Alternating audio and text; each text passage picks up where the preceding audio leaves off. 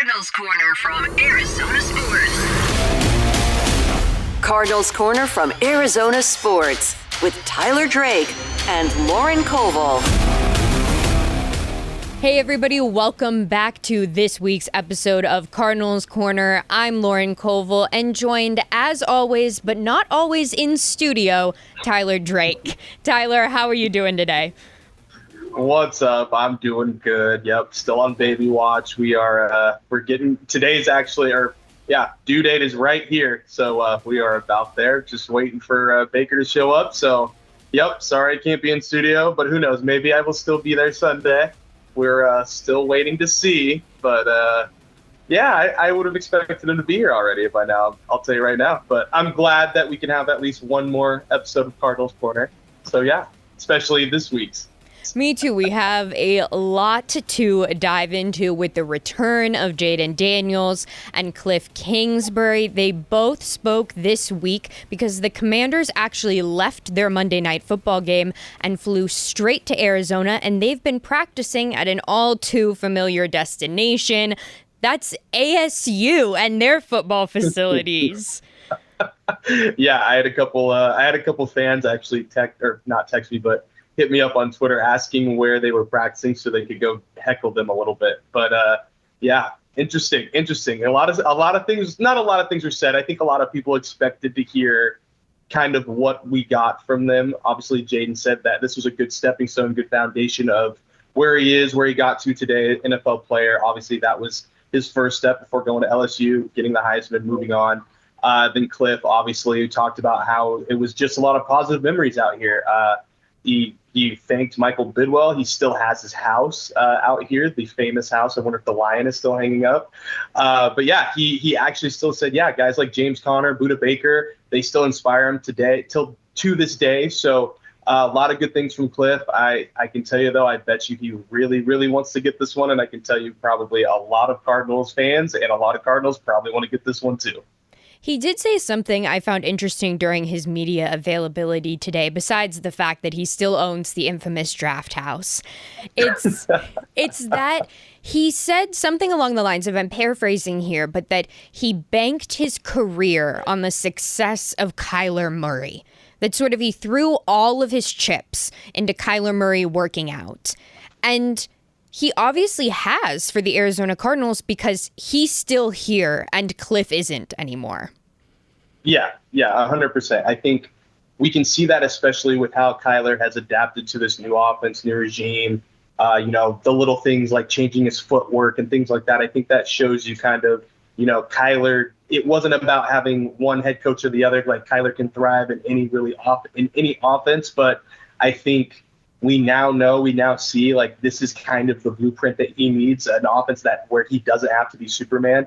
I thought it was really funny, and obviously I think a lot of people are going to take it one way or the other. But we asked him this week, like, what's the differences between Kliff Kingsbury's system and Drew Petzing's system, and he obviously didn't take the bait. Let's just say it for what it was. Didn't go too far into it, but he said obviously one thing relies on one thing on some things, and the other relies on other things. And right after that, he gave a wink. And I think if you want to decipher that for how you will, that kind of explains it. I think we've all heard him talk about how he doesn't have to be Superman in this offense anymore. I think we can kind of see that now with Jayden Daniels and the Commanders. It's a little bit of a mirrored look. Like I think only like 290 yards of their offense has not come from Jayden Daniels so far. So there's clearly this blueprint that it's on the quarterback. So that's something that the Cardinals defense has to look at, but it's also something that I think is a trend for just Kliff Kingsbury's offense in general is it's do or die with the quarterback. And I think we're seeing a lot of the same shades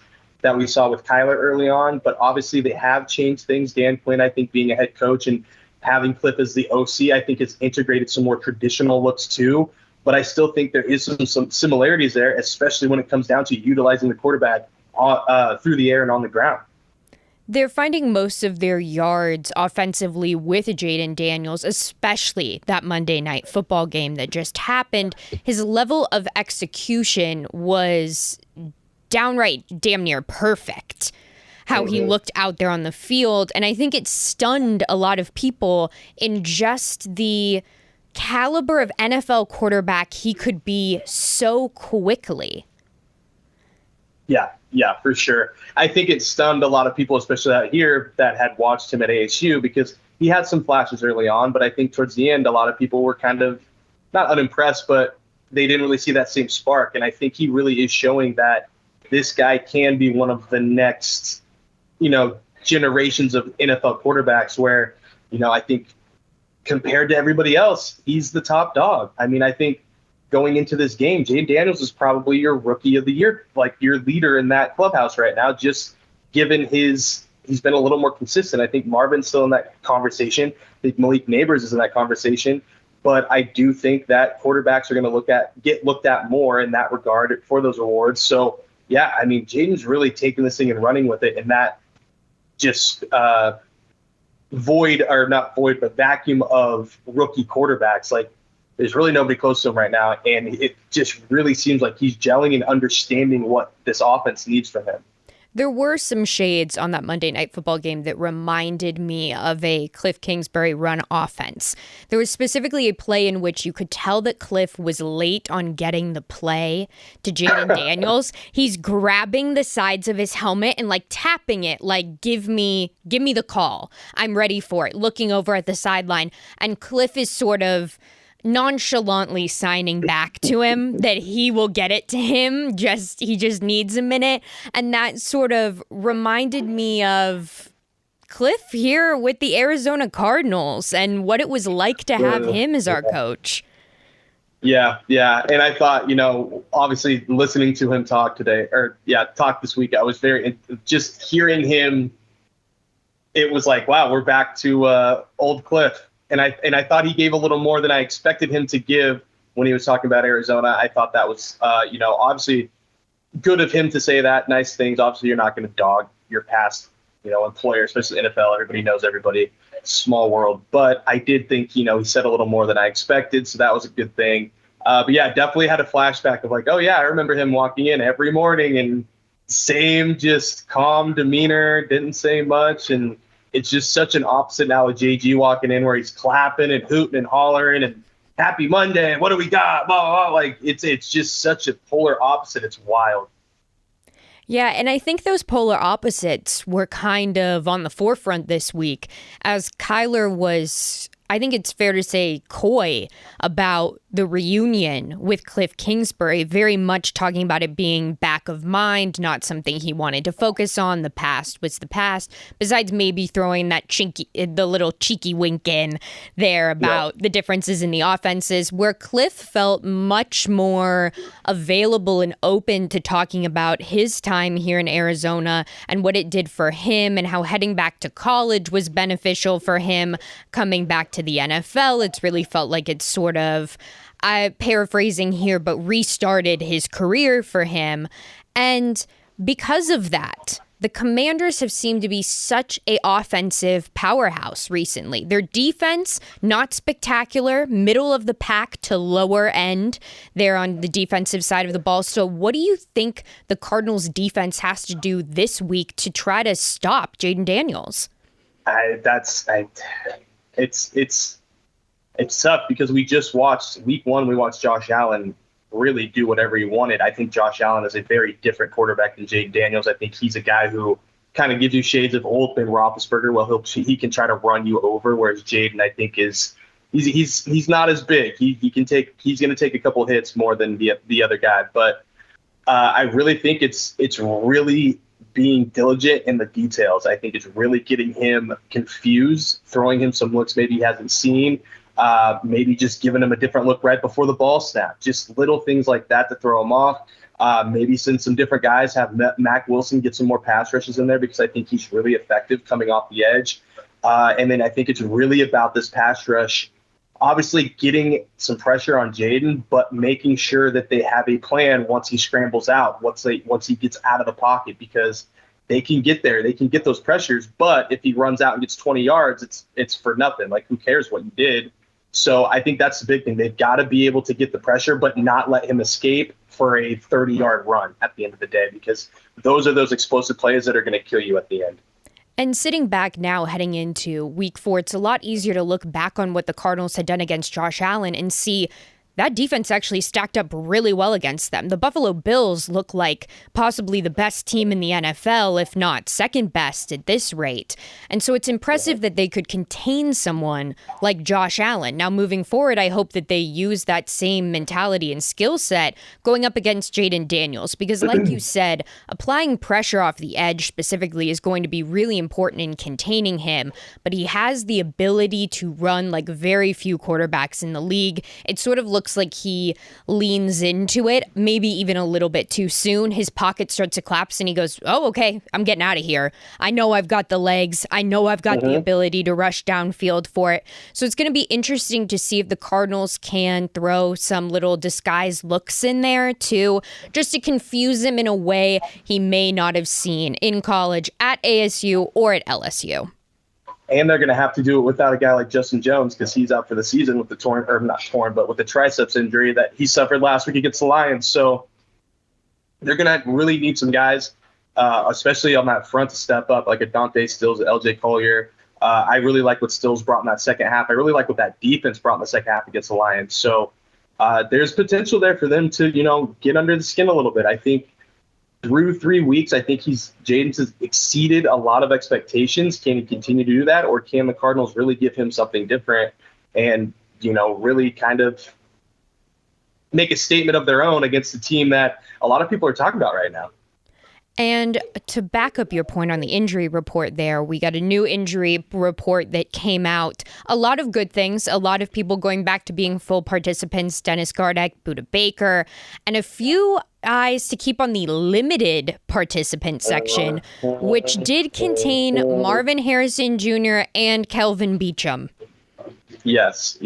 So that's definitely going to be something to watch. Kelvin Beachum off loose with the hamstring, especially with Jackson Barton being on the IR now with his toe injury. That's going to be the depth at right tackle is seriously going to be tested this week, and I think and beyond, especially if Beachum can't go. I think him going out there and practicing in a limited fashion, he looks like he's getting better, so that's a good sign. But there's a lot of, unlike the defensive line, like this right tackle spot is really, really barren outside of Beach. Like they're going to need some guys really stepping up in that room. And then, like you said, Marvin Harrison Jr. is limited again, but he seemed like he was fine. Like he was running his routes pretty normally. I didn't see anything really crazy, no like hitch in his giddy up. So I would say he's going to be okay. The big one that I'm going to be watching, though, is Trey McBride, because he's got that concussion. He was not out there today. Max Melton wore that non-contact jersey when he was still in concussion protocol, still getting evaluated through that. But Trey has not graduated to that part. So we'll see if maybe Friday he can. If he can't, he might not be able to go. Who knows? They might not want to roll him out there. So that's definitely going to be something to watch. And then Tonga, that's another one. He didn't practice again. So if he's down, that's going to be a lot of Roy Lopez going to work as that nose tackle, because he's held it down so far. But Tonga has filled in a little bit. So it's going to be interesting there to see how the depth works out behind that, or if they're just going to tell Roy to go play. And as much as we want to focus on the Cardinals' defense and put a huge stress on being able to contain the Commanders' offense, it also comes down to, can the line protect Kyler Murray on the other end of the ball, which has seemed to not be as big of a struggle for them this season as we imagined. But as these injuries begin to pile up and them getting more and more comfortable in that 13 personnel that they're running, somebody like Trey McBride being out in concussion protocol really puts a big question mark on the kind of schemes that the Cardinals are going to be able to run on Sunday. Yeah, and it also puts a lot of onus on a guy like Elijah Higgins to step up and really show that he's made that transition from a wide receiver to a tight end and can be that blocking guy on top of a pass catcher, and for Tip to come in there and put together more of a complete game moving forward too. Jonathan Gannon this week did put his full confidence on Elijah Higgins. He seems to really love Higgy Bear, which is such a great nickname because it sounds so cuddly and adorable. And then you see him out there on the field just mowing down guys in 13 personnel. So I do love it. He also had that very impressive touchdown grab in the back of the end zone. So looking forward to seeing a little bit more from him and Tip and what they can do. On the other side of the injury report for the Commanders, really the only one to keep an eye on is Austin Eckler. He is out in concussion protocol and did not travel with the team. How do you think that impacts the Commanders this week? Honestly, I don't think it impacts him as much as maybe the Austin Eckler of a couple of years ago, like the Chargers Austin Eckler. It's Brian Robinson and Jaden Daniels getting the ball. Nothing against Eckler, but I really think it's not as big of a deal as maybe the name would say it used to be, at least. So, yeah, for that side, running back side. But here's one thing. The Cardinals' running game needs to step it up. That's going to be the big thing for this game. We can talk more about that if you want to. But for Eckler, that I'm not too concerned. Like, that's not really a big, oh, man, they're missing somebody big. I think it's just they're missing some depth there. And you know what? Let's dive straight into the Cardinals' run game, because I feel like there's a lot to be said on this subject, which is last week I picked Trey Benson as the Cardinals' star, a player I needed to see jump out and see more from him. I didn't. You did not. I didn't at all. And I also saw James Conner do something that immediately puts up alarm bells for me, which is have under 10 carries in a game. Yeah. So how do you think the Cardinals can get their run game not even just more involved against the Commanders, but generally speaking, how are they going to get the run game to be more part of this offense? I think they just need to make an effort to get James Conner the rock. I think it needs to be something like we saw against the Rams. Like, it's just go, go, go. Feed him, feed him, feed him. He gets better as you give him more reps. Like we talked about it last time. They're 2-7 when he doesn't get more than 9 carries. That can't be a thing moving forward. You've got to give him the rock. This offense is built on that. Like, there is enough time, even if you're down, to where you can still run that ball. That game was not out of their hands completely against the Lions, where they had to throw. So I think doing that, I mean, they passed 18 straight times at one point. Like, they've got to be able to balance it out and still be able to focus on the run game, because that's really what they're built on. If they can do that, that's going to open up everything else. That's going to give their pass game more abilities, more options. That's going to give Kyler more shots to maybe take that downfield look to Marvin or somebody else. So everything starts with the running game, and it really just starts with Conner getting the ball. I think it's as simple as that. Get him the rock. Make sure you're adjusting your game plan, however whatever the Commanders are giving you, but run that rock. That's big. That's huge. I don't think you could have said it any better about the Cardinals' run right there than just get James Conner the ball. A running back room that we looked at the beginning of the season as being probably the biggest room of depth for the Arizona Cardinals. Yep. One where we had a bunch of different options, a bunch of different running backs, and they could run a ton of different schemes. We haven't really seen that come to fruition in any of the games that they've played this season, and it still feels as if they don't know exactly how they want to use Trey Benson or Amari DiMercato. The splits on those carries also confuse me as a fan just watching the game. Yeah, exactly. Yeah. Amari's been being used more in pass pro, whereas Trey Benson's been much more just they're trying to get him the ball, but the carries just aren't there. The game's not dictating it either. So definitely it's definitely part of the game plan, I think, needs to be adjusted more to where they get involved more. But it also, like I said, it's a game scenario. It's going to be based on how the game's going. So, like I said, I think right now you've got to give Conner so many more looks or so many more touches, because that's what this offense is built on. Go back to what works, go back to the basics, and then start to sprinkle in these guys a little bit more if you want to get them touches down the line. And on the other side of the ball for the Commanders, without Austin Eckler, they're relying on Brian Robinson, who has just put together a spectacular season so far for them. He's looking very confident in the run game and really looking like he can do a lot for this Commanders team. I'd go as far to say that obviously both of our stars to look at for the Commanders is going to be Jaden Daniels. Everybody's looking at him, but I put Brian Robinson and Terry McLaurin right up there for 1 and 2, right below Jaden Daniels, as what can they do to stop or sort of alleviate the hot streak that they're on coming off of this Monday Night Football game? Yeah, I think it just comes down to confusing them. I think it comes down to throwing out some looks maybe they haven't seen so much of, and really just getting in Jaden Daniels' head more than anything else. Obviously, Terry McLaurin is going to eat when he can get the ball, when Jaden can get the ball to him. So it's going to be big on the pass rush, big on the secondary to take him away and to put some pressure on Jaden moving forward.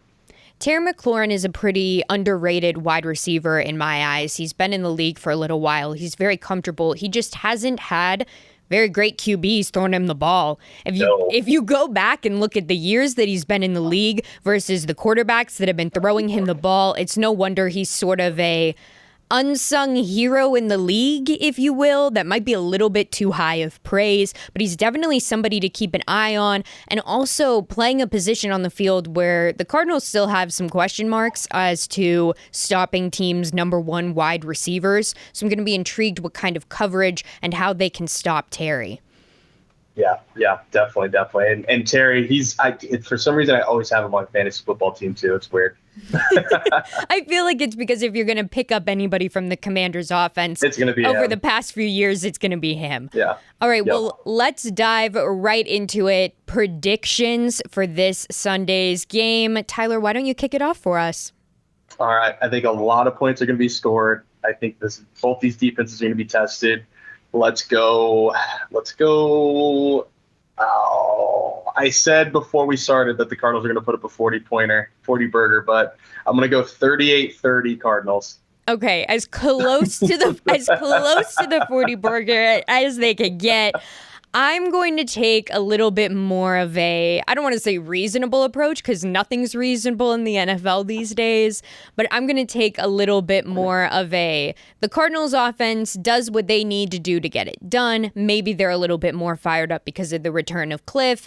Maybe they want to put on a show for Jaden Daniels and the defense gets it done. Who knows? But I'm going to go with the Cardinals. I did pick the Commanders at the beginning of the season as an upset, and coming off of the Monday night game, I feel like the Commanders are going to be a good team. It's just, do I think they're going to beat the Cardinals this week? No. I'm going to go Cardinals 27-21. Yep. Cardinals, I think, are getting it done. They are going to enact their revenge on Kliff, if you will. It would be nice to be back here on the studio on a Sunday in which the Cardinals won. Yes, it would. It would be good to see Kliff continue his streak of not really being good at State Farm Stadium. Yeah, something we didn't touch on, but yes, Cardinals fans know all too well a home game, if you will, for Kliff Kingsbury is something that has haunted him for a while. So, Tyler, let's say this is your last podcast for who knows how long. Little baby Baker's coming on the way. Is there anything else you would like to leave the listeners with? Nope. I think just enjoy the game and don't, be courteous. Don't go too far when it comes to heckling Kliff and Jaden. Let's be good sports out there. All right, everybody, you heard Tyler Drake right there. Be courteous if you are heading down to the stadium to watch the Commanders take on the Arizona Cardinals in a Jaden Daniels and Kliff Kingsbury reunion game. I will be back here on Sunday to break down everything that happened in the game, win or loss. Tyler Drake, who knows? He might have a baby the next time we see him. But I'll be back here to guide you guys through everything you need to know. But do keep up with Tyler and Baby Watch on Twitter at TDrake4Sports. You can follow along with me at Koval_Lauren, and be sure to follow the podcast at AZ Cards Corner. Tyler's also always cranking out articles on ArizonaSports.com, so be sure to read those as well. And until Sunday, guys, good luck to the Cards. See you then.